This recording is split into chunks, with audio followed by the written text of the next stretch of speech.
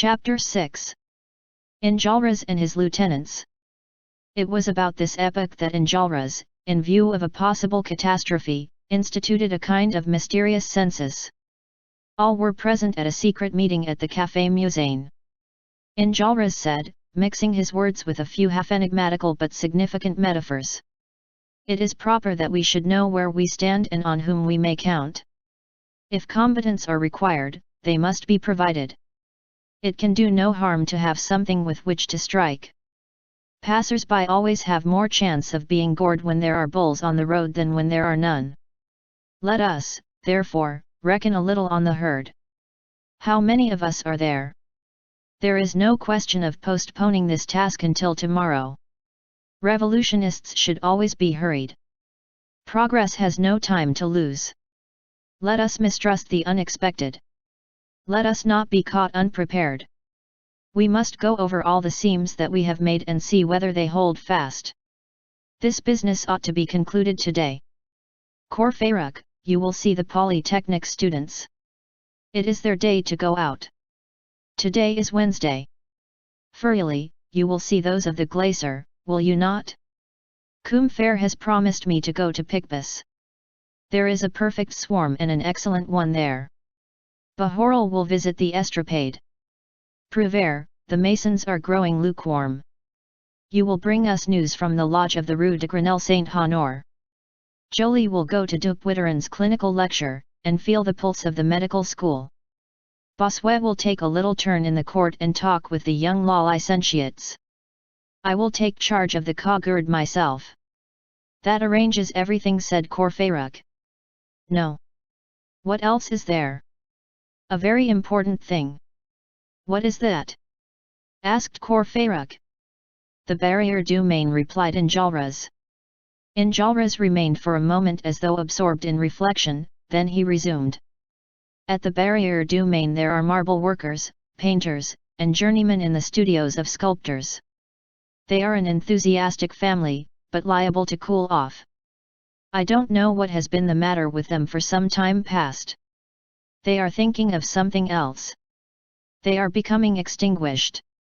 They pass their time playing dominoes. There is urgent need that someone should go and talk with them a little, but with firmness.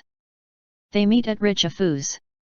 They are to be found there between 12 and 1 o'clock. Those ashes must be fanned into a glow. For that errand I had counted on that abstracted Marius, who is a good fellow on the whole, but he no longer comes to us. I need someone for the barrière du Maine. I have no one. What about me? Said Grantaire. Here am I. You? I. You indoctrinate republicans. You warm up hearts that have grown cold in the name of principle. Why not? Are you good for anything? I have a vague ambition in that direction, said Grantaire. You do not believe in everything. I believe in you. Grantaire, will you do me a service? Anything. I'll black your boots. Well, don't meddle with our affairs. Sleep yourself sober from your absinthe. You are an ingrate, Enjolras. You the man to go to the barrière du Maine. You capable of it. I am capable of descending the Rue de Grèce. Of crossing the Place Saint-Michel. Of sloping through the Rue Monsieur le Prince. Of taking the Rue de Vaugirard. Of passing the Carmelites. Of turning into the Rue d'Asses. Of reaching the Rue du Church Midi. Of leaving behind me the Conseil de Guerre. Of pacing the Rue de Vieilles Tuileries, of striding across the boulevard, of following the Chaussée du Maine, of passing the barrier, and entering Richefou's. I am capable of that. My shoes are capable of that. Do you know anything of those comrades who meet at Richefou's? Not much. We only address each other as thou. What will you say to them? I will speak to them of Robespierre, party. Of Danton. Of principles. You? I. But I don't receive justice. When I set about it, I am terrible. I have read Proudhon, I know the social contract, I know my Constitution of the Year 2 by heart. The liberty of one citizen ends where the liberty of another citizen begins. Do you take me for a brute? I have an old bank bill of the Republic in my drawer. The rights of man, the sovereignty of the people, sapristi. I am even a bit of a Hebardist. I can talk the most superb twaddle for 6 hours by the clock, watch in hand. Be serious, said Enjolras. I am wild, replied Grantaire. Enjolras meditated for a few moments, and made the gesture of a man who has taken a resolution. Grantaire, he said gravely, I consent to try you.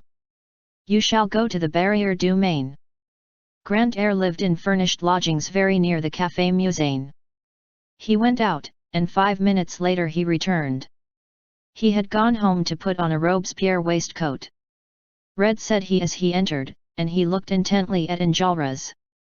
Then, with the palm of his energetic hand, he laid the 2 scarlet points of the waistcoat across his breast.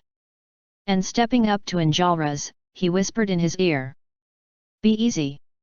He jammed his hat on resolutely and departed. A quarter of an hour later, the back room of the Café Musain was deserted.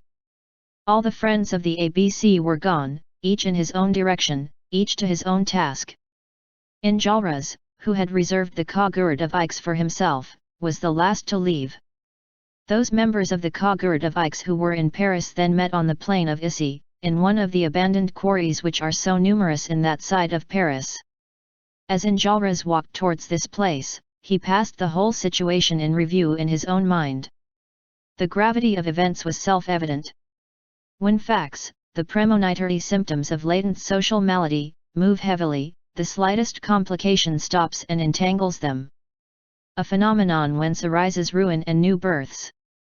Enjolras descried a luminous uplifting beneath the gloomy skirts of the future. Who knows? Perhaps the moment was at hand.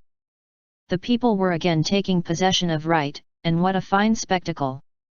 The revolution was again majestically taking possession of France and saying to the world, the sequel tomorrow. Enjolras was content. The furnace was being heated. He had at that moment a powder train of friends scattered all over Paris. He composed. In his own mind. With Combeferre's philosophical and penetrating eloquence. Feuilly's cosmopolitan enthusiasm. Courfeyrac's dash, Bahorel's smile, Jean Prouvaire's melancholy, Joly's science, Bossuet's sarcasms, a sort of electric spark which took fire nearly everywhere at once. All hands to work. Surely, the result would answer to the effort. This was well. This made him think of Grantaire. Hold, said he to himself, the Barrière du Maine will not take me far out of my way. What if I were to go on as far as Richefou's?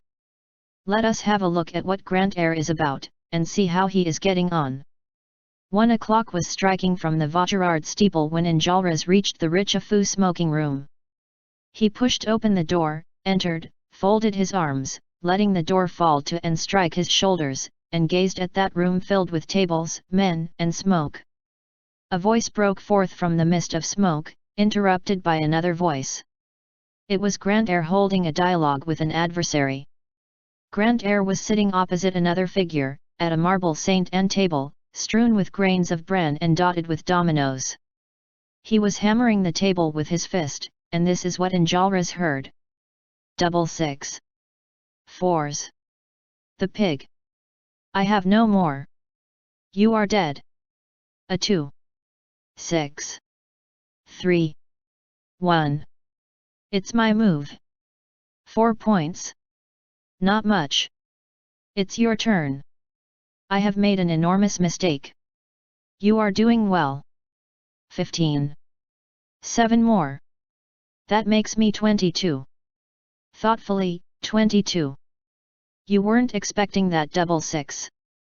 If I had placed it at the beginning, the whole play would have been changed. A 2 again. 1. 1. Well, 5. I haven't any. It was your play, I believe. Yes. Blank. What luck he has. Ah. You are lucky. Long reverie 2.